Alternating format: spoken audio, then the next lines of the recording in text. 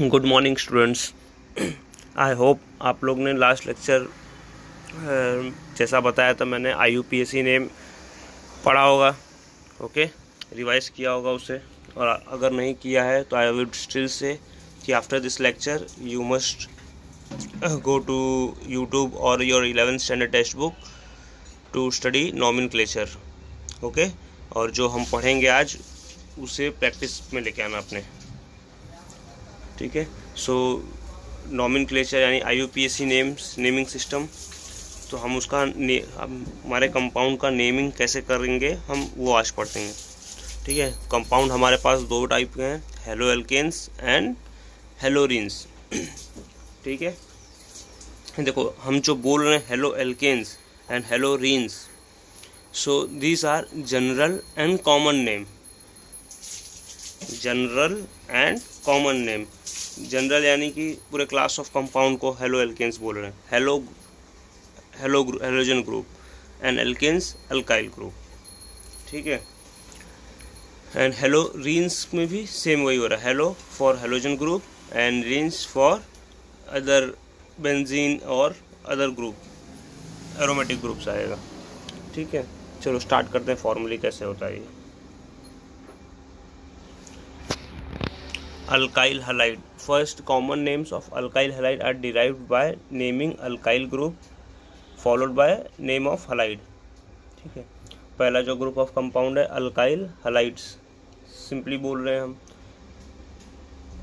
And this is alkyl halide जो बोल रहे हैं यही हमारा कॉमन नेम भी आ जाता है। First naming the alkyl group and second and by the name of halide.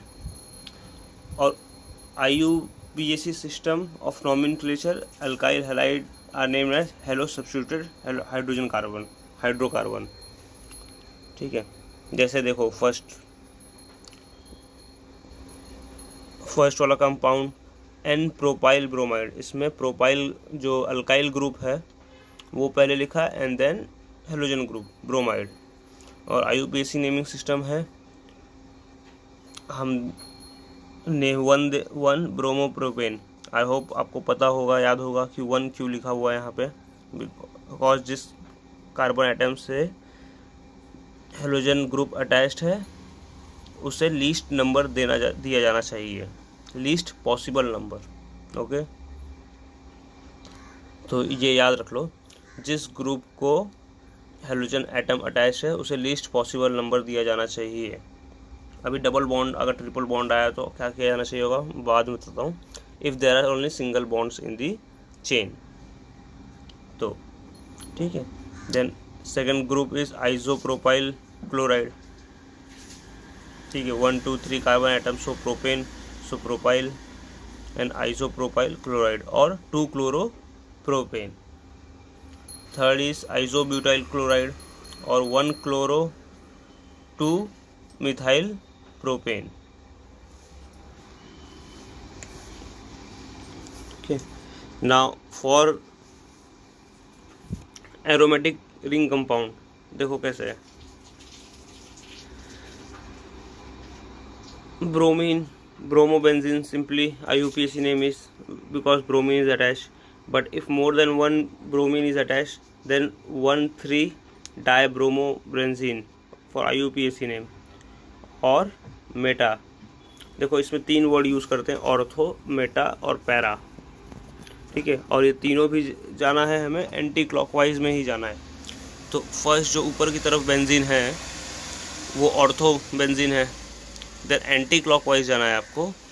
तो नेक्स्ट क्या आएगा, नेक्स्ट जो जंक्शन है ऑर्थो बाद meta, then next para, then again ortho and then meta. ठीक है, सो एम, मेटा का M, dibromobenzene. Okay, so here 1 tribromobenzene और 1,3,5 tribromobenzene. Okay, now if there are more than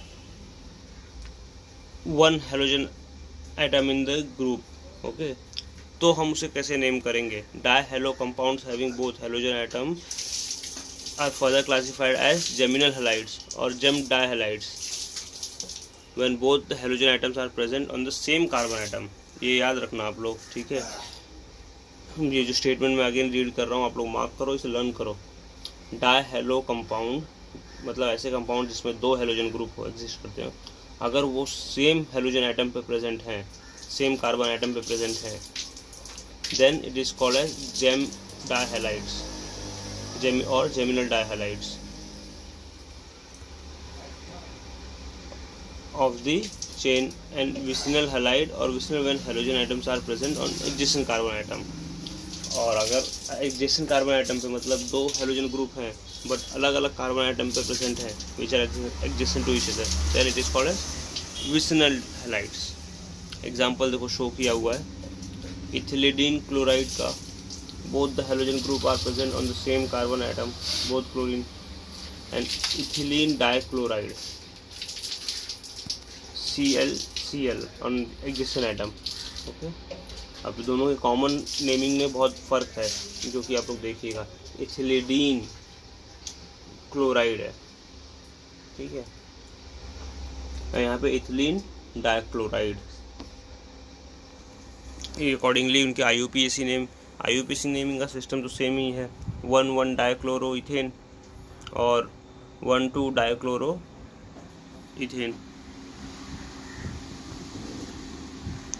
Next is your table, common and IUPAC name of some alkyl halide, very important। try practicing it 10 times। yes, I would say 10 times, उसके बगैर तो कुछ भी नहीं। जब तक आपको अच्छे से आता ना आए ना, आप प्रैक्टिस करो। और IUPAC के नेमिंग के अगर रूल्स आपको याद नहीं है तो आप YouTube पे जाओ और ज़रा सा सर्च करो, ठीक है, एंड देन आके इसे प्रैक्टिस करो, because it is very important. अगर आपको IUPAC नेमिंग सिस्टम नहीं आएगा सो आपको हर चैप्टर में प्रॉब्लम आएगी, हर कंपाउंड पे प्रॉब्लम आएगी।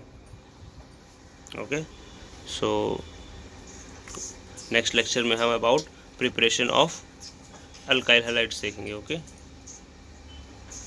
चलो, थैंक यू।